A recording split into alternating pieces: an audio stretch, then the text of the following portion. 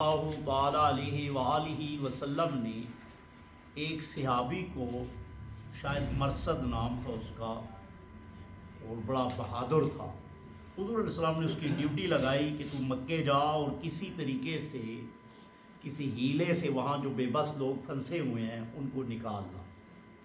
یہ مکے گیا تو اس کو اپنی ایک پرانی زمانہ جہالت کی معشوقہ اس کی تھی، وہ اس کے پاس آ گئی، تو انہوں نے اس کو بتا دیا کہ اب تو میں نے اسلام قبول کر لیا اور اسلام میں بدکاری حرام، لہذا میرے نزدیک نہ۔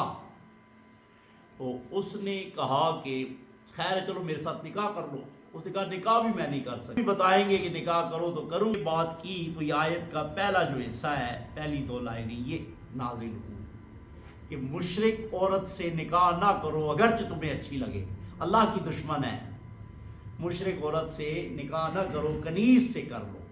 اسی طرح عبداللہ ابن رواحہ رضی اللہ تعالیٰ عنہ کی کنیز تھی، وہ حبشیہ تھی، کالی، تو آپ نے کسی اس کی غلطی کی وجہ سے اس کو ایک تھپڑ مارا، پھر خود ہی نادم ہو گئے اور حضور پاک صلی اللہ تعالیٰ علیہ وآلہ وسلم کے پاس آئے۔ عرض پاک صلی اللہ علیہ وسلم نے فرمایا، اس انیس کے متعلق حضور پوچھنے لگے وہ کون ہے، کہاں کی ہے۔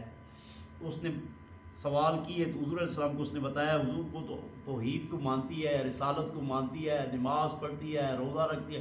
حضور نے حیرت سے فرمایا مومنہ ہے۔ السلام تھوڑے سے چہرے سے ایسے تاثرات تھے کہ گویا اس کے مارنے سے حضور ناراض کیا، رسول اللہ صلی اللہ علیہ وسلم میں اس کو آزاد کرتا ہوں، اور نہ صرف آزاد کرتا ہوں بلکہ آزاد کر کے اس کے ساتھ میں نکاح